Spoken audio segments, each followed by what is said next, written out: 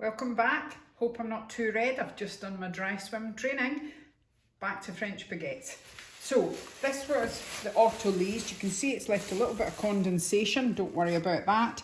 That is our dough that we left, just the flour and water, to self-mix. Okay, so now what we're going to do is we're going to carry on to make the actual French baguette dough. So I'm going to take 5 grams of fresh yeast. Okay, and I'm going to show you how little that is. That is 5 grams. Okay, it's tiny. So firstly, I'm going to just literally crumble that in to a little bit of the dough. Okay, just giving it a mix in.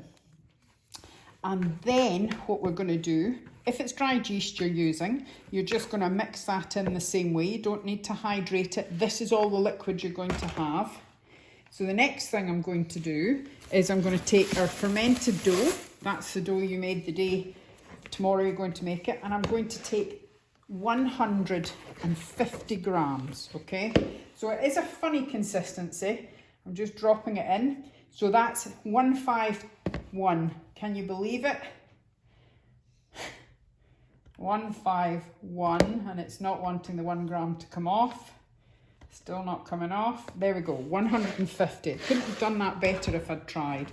So now what I'm going to do is I'm just going to mix that in the bowl together, okay? So it might look a bit strange and you think, it's not going to come together. It will. Just move it around, fold it over if needs be, just till you get it incorporated. Last thing to be done is our salt. Now, we require 10 grams of salt, okay? So I'm going to just put it down at the side. Now, if you're not a lover of salt or you don't like anything too salty or you have any health issues at all, you can put 5 grams of salt in. Remembering we made the fermented dough up with 5 grams of salt as well. So now what I'm going to do is I'm going to incorporate that salt. Now what you're going to notice is that the actual dough almost feels as if it's going a bit liquefied when you put in the actual salt. And it is quite a heavy dough to work with. You'll see, if you look at the dough, where the salt has gone on, you might see it's glistening. And that is just literally doing exactly what salt does. It starts to draw out the liquid, okay? So we're just going to make sure it's all well mixed before we take it out the bowl.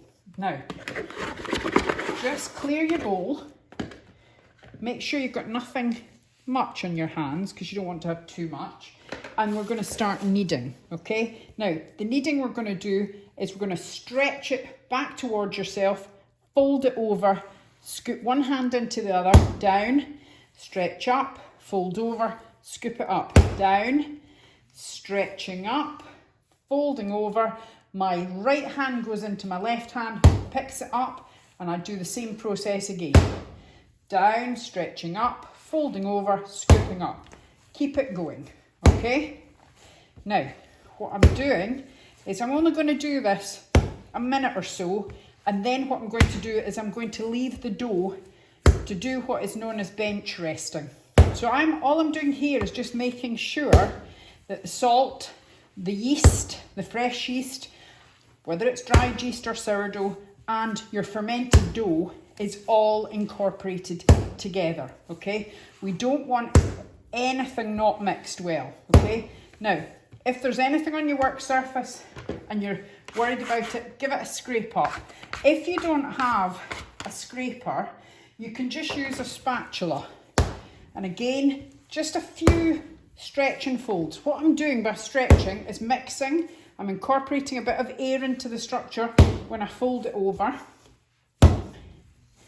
But it's nice and simple. It's a good workout for your shoulders. If you're swimmers, cyclists, it works your big muscles at the top. Not sure that it gets rid of your bingo wings. I've said that before so many times. It hasn't got rid of mine.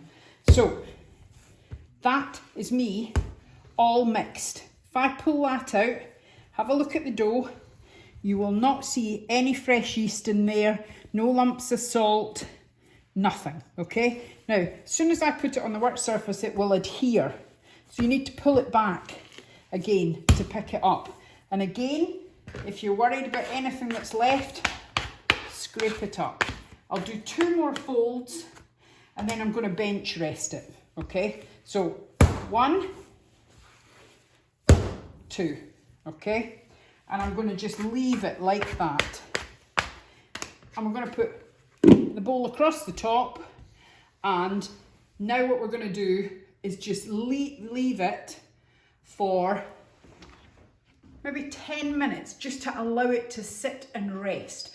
Bench resting it allows it to just flatten out, okay? Meanwhile, David's going to show you the recipe add-ons, which is the 5 grams of fresh yeast or 2 of dried.